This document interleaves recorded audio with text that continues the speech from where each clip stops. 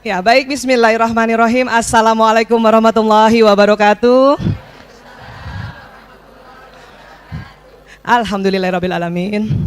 Wassalatu wassalamu ala asyrafil anbiya'i wa mursalin wa ala alihi wa sahbihi ajmain, amma ba'du. Teman-teman, sahabat-sahabat, apa kabar, Bu? Alhamdulillah ya. Ya. Baik, hari ini kita kembali mau belajar tentang bahasa kasih. Jadi ini part 2-nya ya.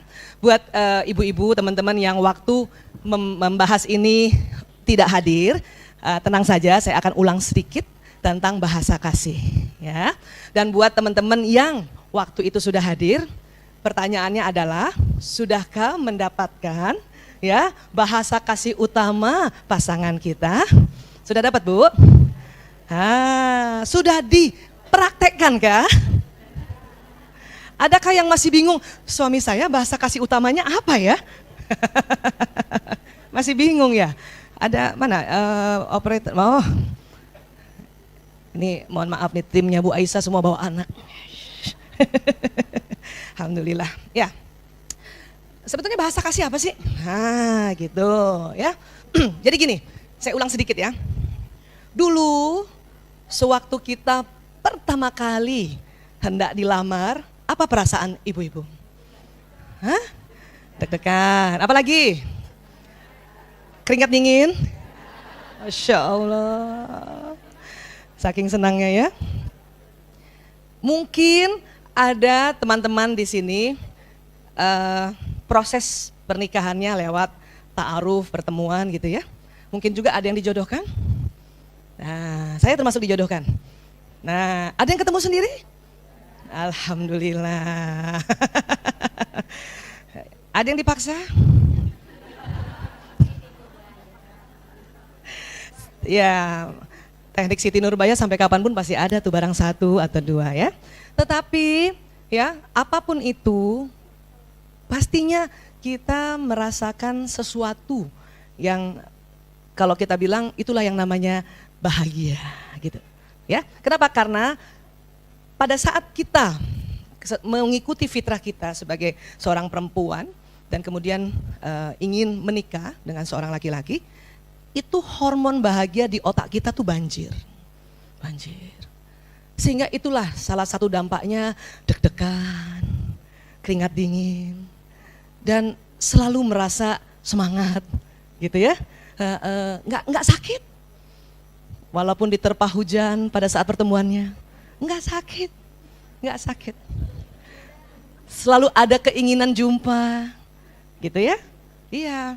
Selalu ada keinginan, dia lagi ngapain ya? Bu Aisyah, lah itu kan memang usia-usia muda kita kan? Kita kan menikah antara usia 20 sampai 30 bukan? Iya. Ada juga beberapa mungkin di atas 30 menikahnya ya, tetapi rata-rata antara 20 sampai 30 ya. Bahkan ada yang mungkin 18 tahun. Ada yang menikah 18 tahun? Keren. Masya Allah Ibu. Keren ya. Saya dulu pengen begitu, tapi nggak ada yang lamar. Jadi 23 tahun menikahnya ya. Nah itu. Nah pada saat itu yang disebut jatuh cinta. Ya, jatuh cinta. Nah kemudian ya, kita selalu merasa, dia mengerti aku, gitu ya. Selalu merasa begitu di awal-awal, oke?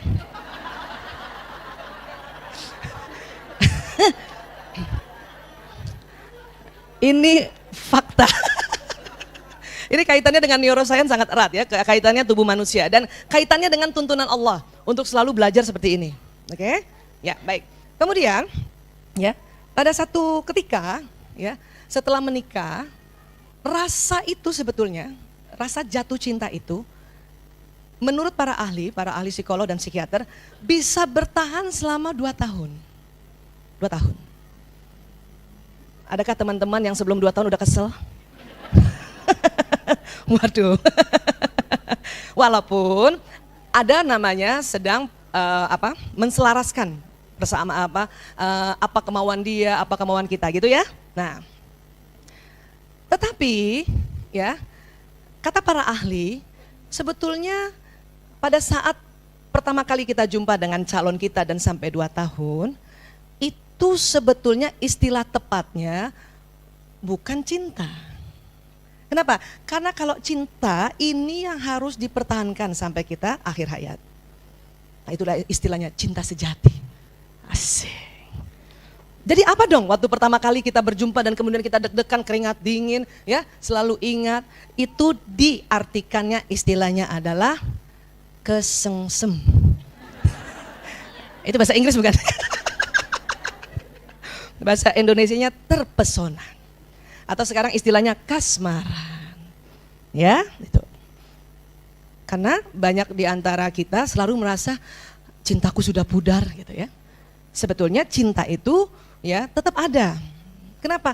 Karena kalau sudah kalimatnya atau kata cinta itu sudah harus masukkan unsur ilahiyah, ya. Melihat suami dengan cinta, aduh. Pulang datang muka rata disuruh melihat dengan cinta. Ya. Tetapi karena udah kalimat cinta itu harus berpikir, ya Allah, yang datang ini adalah jodohku yang engkau tulis di Lauh Mahfuz. Harus kayak gitu tuh. Supaya muncul cinta, gitu, ya. Pas dia datang, jodoh gue. Biarpun begitu mukanya, ya gitu kan. Rata, kan kita udah belajar kan? Berapa menit laki-laki rata mukanya masuk rumah? 10 menit, 10 menit. Dan itu nggak usah lagi dipersoalkan. Percuma datang ke Rumil. Kalau muka laki-laki 10 menit kita persoalkan, dia nggak pernah senyum pada aku. Kapan Bu? Waktu baru datang emang begitu semua laki-laki. Malah aneh kalau laki-laki baru datang udah senyum-senyum. Aneh. Keren laki buka pintu. Assalamualaikum. Itu keren. Assalamualaikum. Bahkan kadang nggak lengkap kom. Karena udah habis kata-katanya. Ya muka rata keren itu. Saya dulu sempat belum ada ilmunya karena belum pernah jarang taklim dan belum belajar tentang neuroscience, itu mempersoalkan. Tuh kan.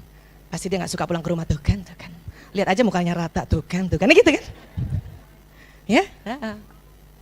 Tetapi setelah belajar itu nggak jadi persoalan. Pas muka rata, ya Allah, laki banget. Muka rata kan gitu ya. Nah, ya. Jadi semua ilmu harus digabung-gabungkan sebelum kita mengenali bahasa kasihnya, ya. Dan definisi bahwa cinta pudar, ya, itu harus mulai direvisi. Cinta sejati itu pasti sampai meninggal. Bahkan kita perempuan, Bu, udah meninggal aja masih kepo. Iya, saya bilang sama suami saya, kamu kalau saya meninggal duluan, saya paham bahwa laki-laki tidak bisa ditinggal istrinya lama-lama. Menikahlah. Nanti pada saat kamu ijab kabul saya datang. Cut, bayangin perempuan sudah meninggal aja masih kepo. Saking cinta sejatinya itu. Pengen tahu siapa gantiin gue.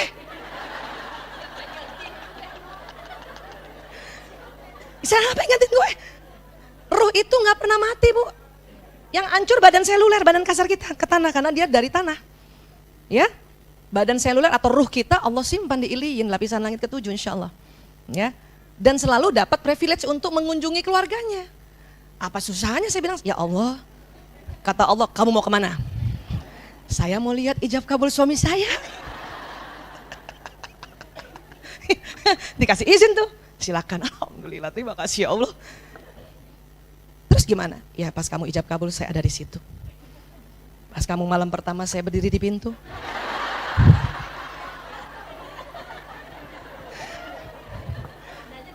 Kalau ada figura jatuh itulah saya datang. Bayangin Bu, betapa cinta sejati. Kita udah meninggal aja kepo. Pengen tahu. Masih ada gitunya loh. Ya, udah jadi ruh padahal. Ya gitu ya. Kata suami saya apa? Kamu ini ngizinin apa nakut-nakutin? Sebetulnya antara ngizinin dan juga membeberkan fakta bahwa kita perempuan sampai kapanpun ya tetap ingin tahu apa yang terjadi pada pasangan kita. Saya tanya balik, Kalau kamu yang pergi duluan, saya gimana dong? Ya, kamu nggak boleh kemana-mana. Waduh, saya harus ke Rumil. Oh, kalau ke sana sih boleh. Ya, nggak boleh kemana-mana. Mikir gimana? Ya, nah, jadi cinta sejati itu tetap ada. Kalau yang di awal itu namanya kasmaran. Kenapa? Itu adalah kerja dari hormon yang Allah berikan. Ya. Dan pada saat itu terkadang otak rasional kita nggak jalan. Sementara orang lain sudah bilang, terutama ibu kita kan, kayaknya kamu nggak cocok. Enggak lah ibu nggak pernah tahu aja sih, bukan jarang ketemu dia kan gitu. Ya, kayaknya ibu dengar kabar calon istrimu itu pernah 2 tahun di rumah sakit jiwa. Oh, sekarang mah udah sehat. Itu ketutup loh kita semua. Ya, pas lagi kasmaran ya, kemudian jalan-jalan di taman lihat ada suami istri bertengkar. Apa kata yang kasmaran ini?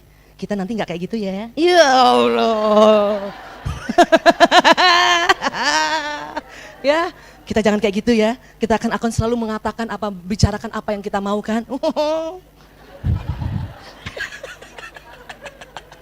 Ada gitu nggak? Ya, itu anak-anak sekarang tuh kalau saya bukan ketawain, saya cuman iya. Nanti ya. Karena ini sebuah proses yang alamiah sesungguhnya. Hanya kalau kita nggak banyak belajar, maka ya hormon ini kan berkurang. Kenapa? Karena ada hormon baru yang dipersiapkan Allah untuk ya menghadirkan manusia baru. Ya kan? Salah satu tujuan pernikahan adalah menghadirkan manusia baru dari rahim kita. Itu hormon berbeda lagi yang Allah siapkan. Sehingga getar-getar tadi, pesona tadi terhadap pasangan nampaknya hilang. Tetapi cinta sejati tetap ada.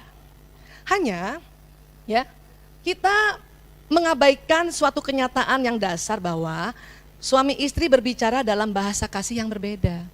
Ya, si suami mengatakan, ya, kamu kenapa marah lagi? Saya apa kurangnya, kata suami.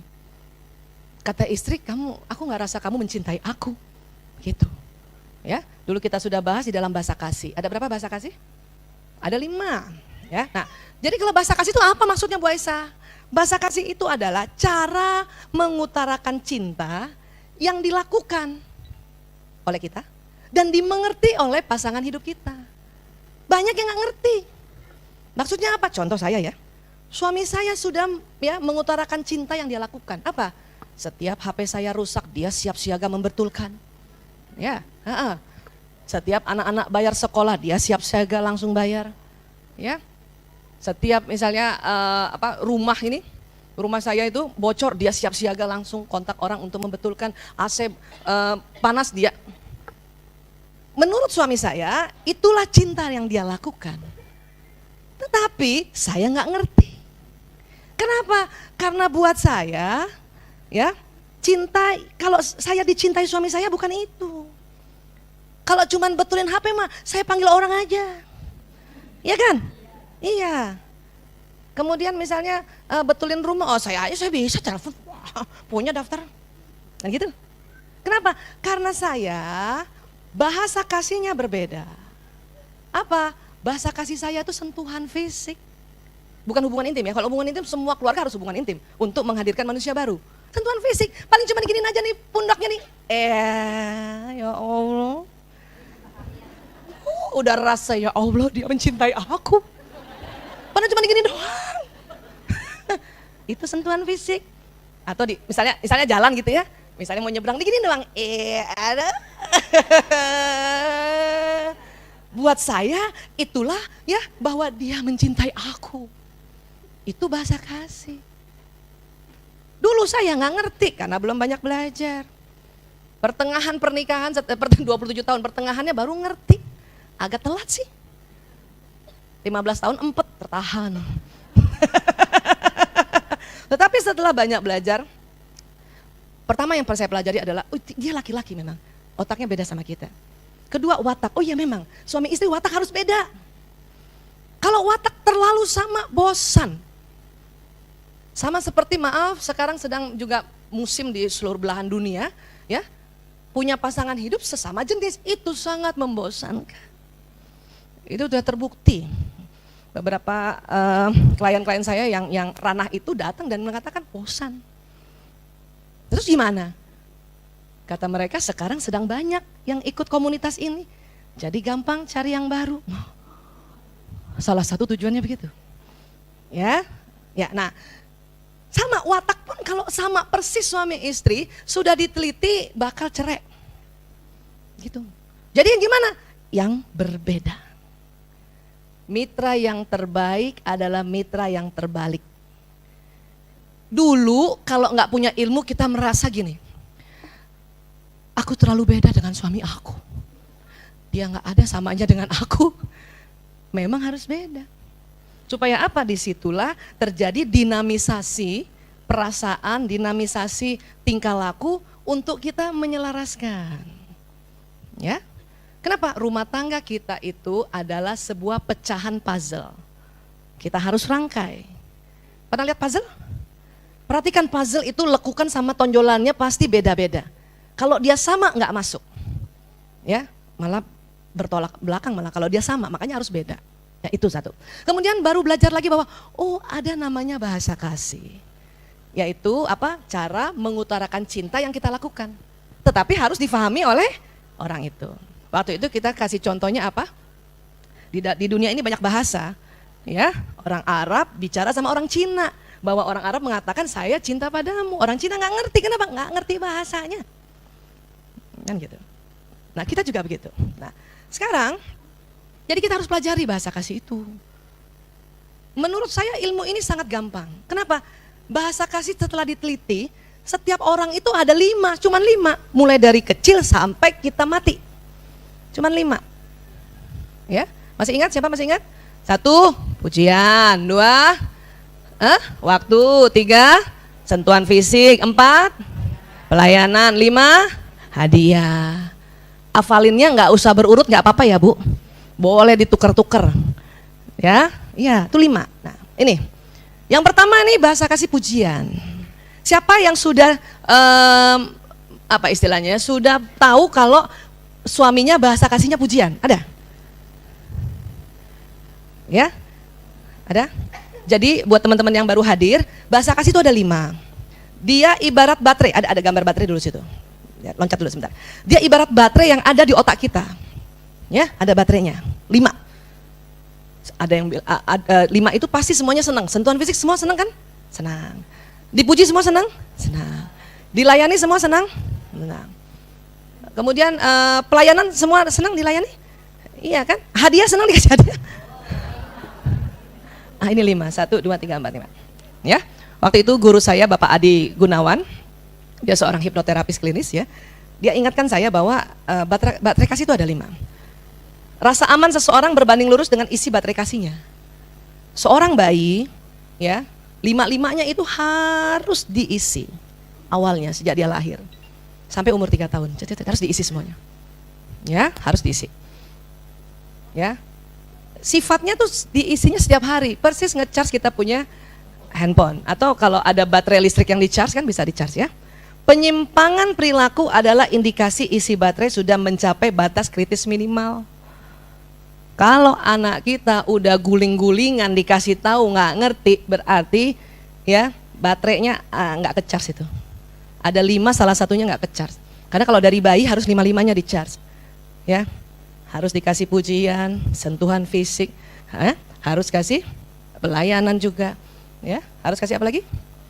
Hadiah juga. Harus kasih apa lagi? Waktu. Nah itu bayi.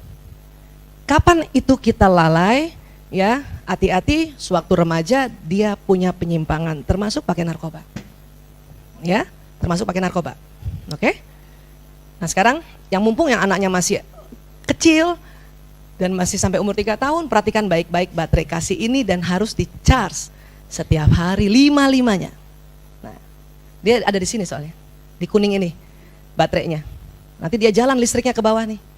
Sehingga membuat orang ini berperilaku yang lurus, yang benar, baik dan pantas. Kenapa di-charge? Ada lagi istilah mereka tangki kasih. Tangkinya tuh di mana ya? Di sini di otak.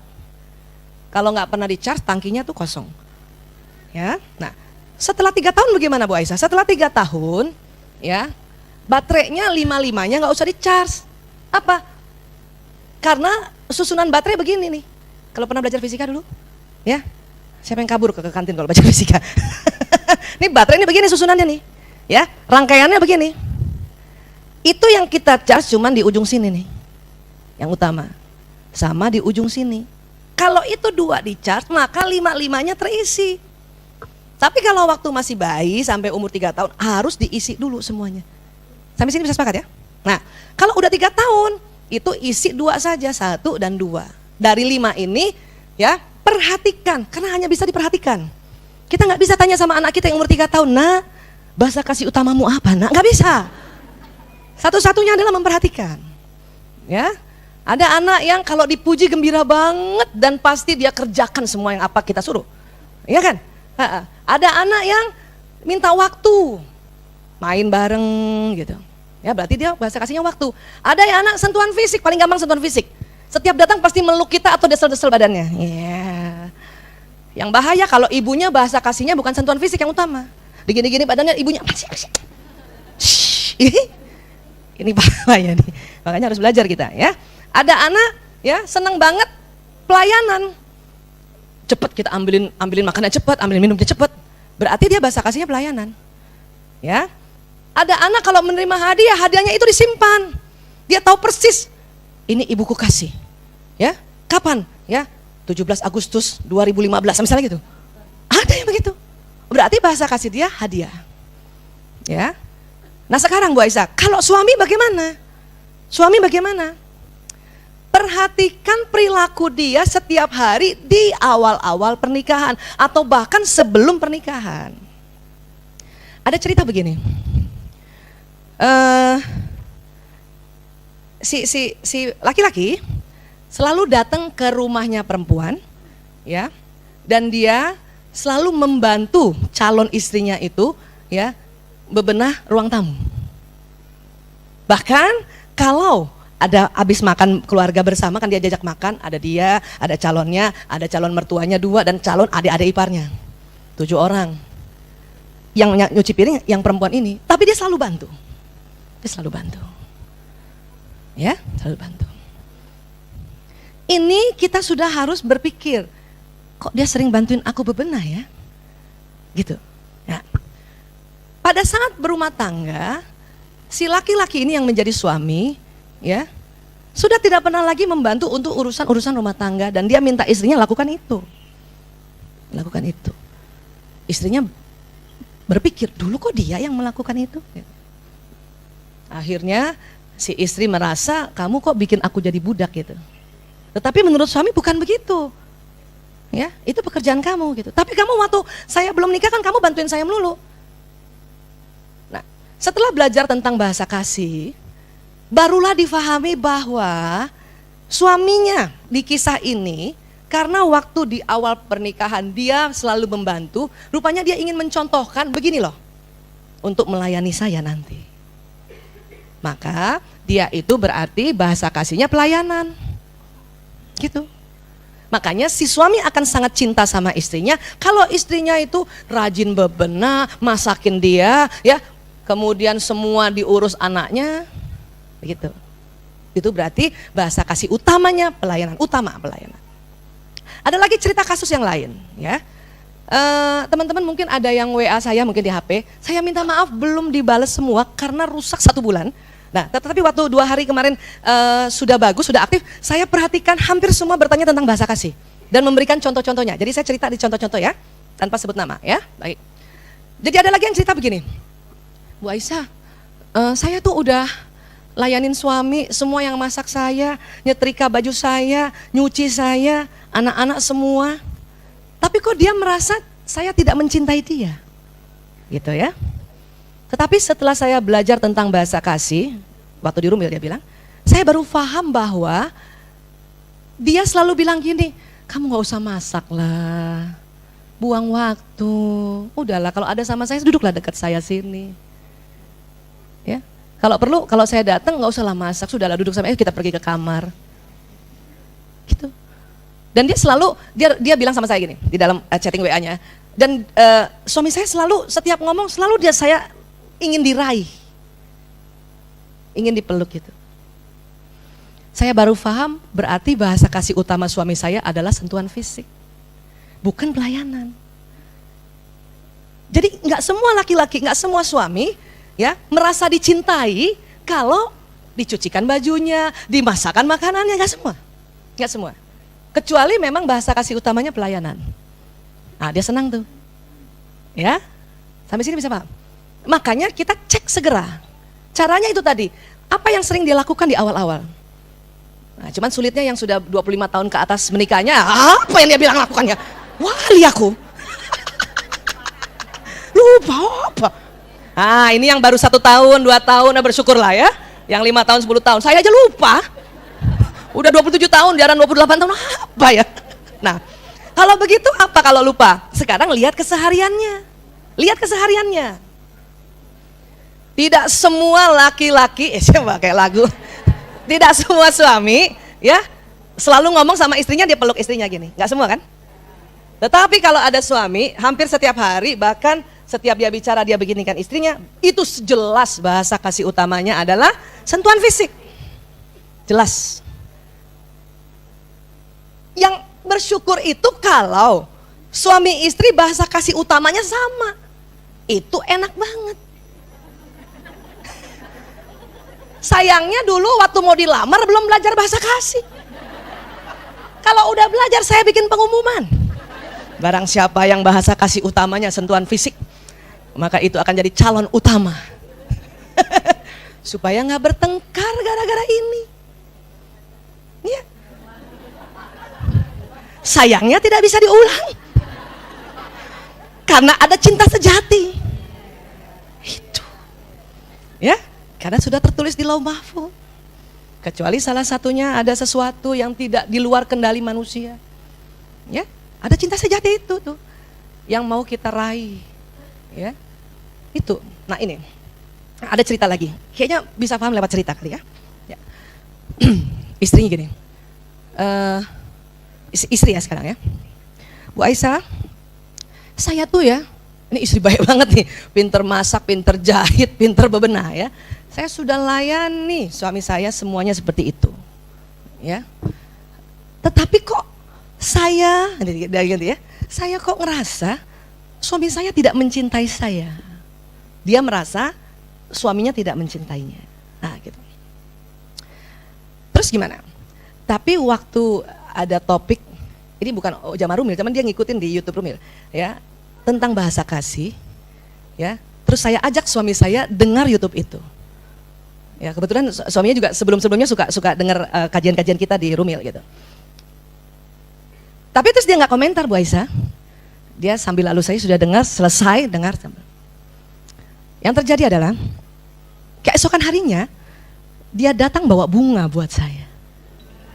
Saya tuh langsung ngerasa gitu, gitu. Dia pakai emoticon muka malu gitu. Malu-malu, jangan sampai malu-maluin. Oh gitu. Ya Bu Aisyah, dia pernah lakukan itu sebelum kami menikah. Oh, dia sudah 7 tahun menikah, tapi 7 tahun sudah tidak pernah melakukan itu. Tapi sewaktu dia bawa bunga itu, saya aduh katanya. Ya, oke. Terus Bu Aisyah, besoknya lagi dia bawa martabak, Bu Aisyah. Padahal selama ini dia selalu suruh saya masak.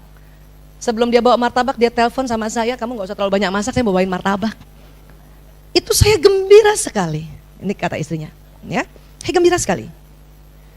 Terus luar biasanya lagi, keesokan harinya, ya, di dompet saya ada tulisan dari dia bahwa aku cinta padamu.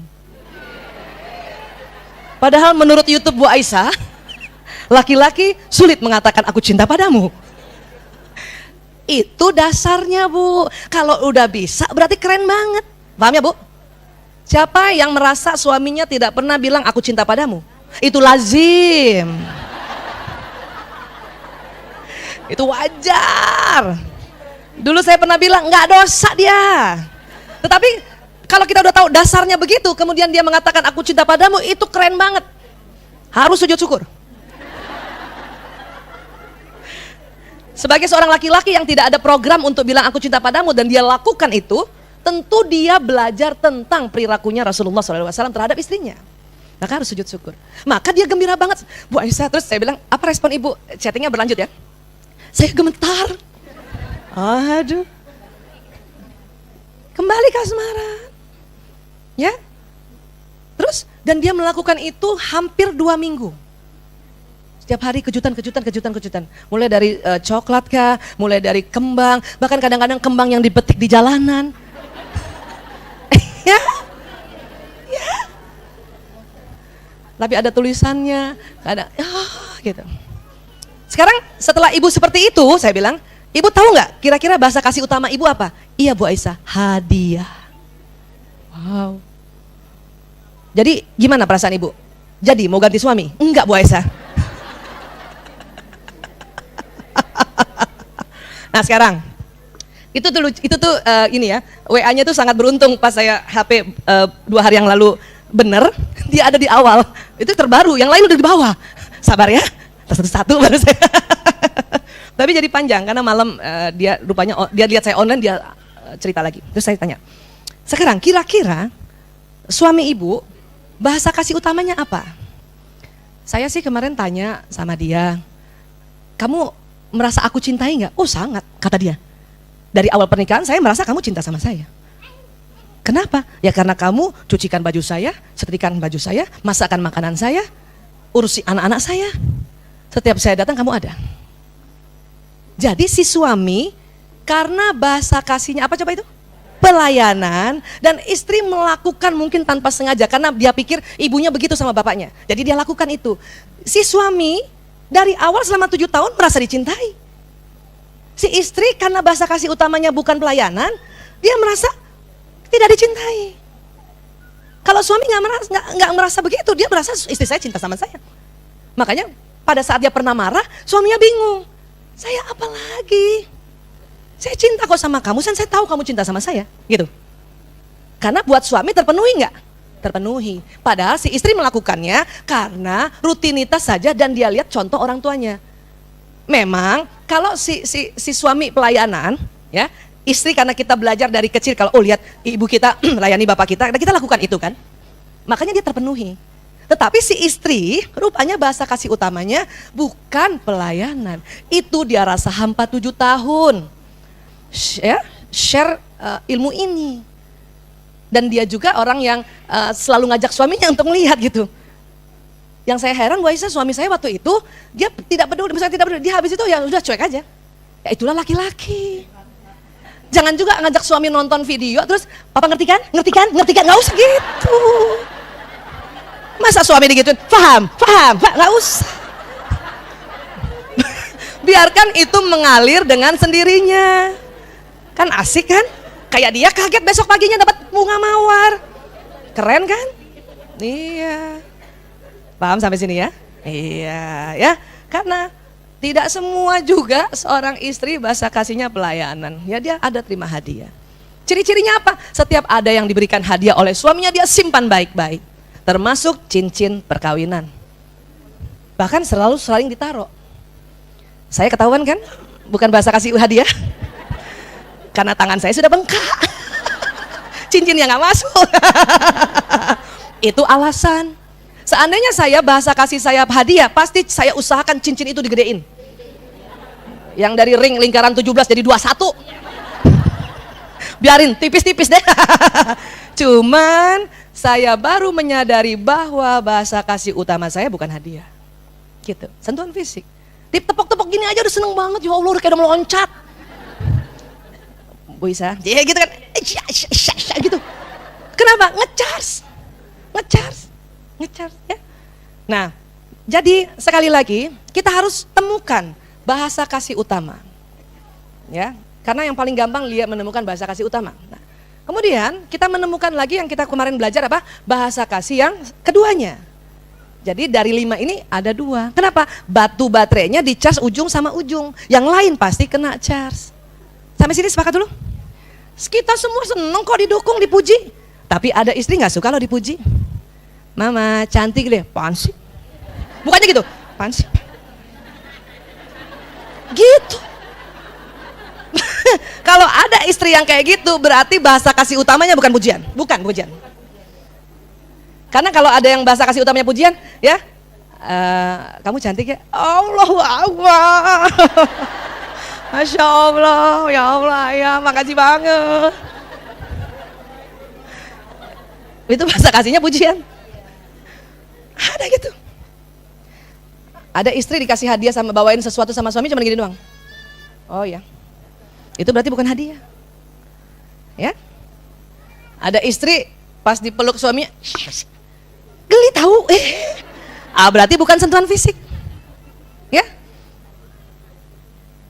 ada istri, mama, kamu nggak usah ke Rumil ya, temani aku hari ini sampai sore. Berarti bukan waktu. Ya, saya juga bahasa kasih utama bukan waktu. Jadi suami mau keluar kota 3 hari, saya keluar 3 hari, itu tidak jadi masalah. Saya ditinggal suami agak lama, saya tidak merasa ya dia tidak mencintai saya, enggak. Yang saya butuh 2 memang, ya, sentuhan fisik dan saya suka dipuji. Suami saya udah mulai paham tuh. Tapi pujiannya unik. Suatu ketika saya udah pakai baju begini nih, kayak gini. Dia pujinya begini. Saya kalau lihat kamu kayak gitu, kayaknya kamu sudah siap kerja. Hah? Muji tapi ada nuansa pelayanannya. Karena suami saya pelayanan. Ya, dia senang banget kalau dia pulang kantor, dia lihat saya bebenah. Senang banget. Apalagi bebenah barang-barangnya. Wow, dilap-lap itu barangnya. Wah, dia senang banget. Dia merasa ya saya mencintainya gitu. Bayangin cuman karena begitu.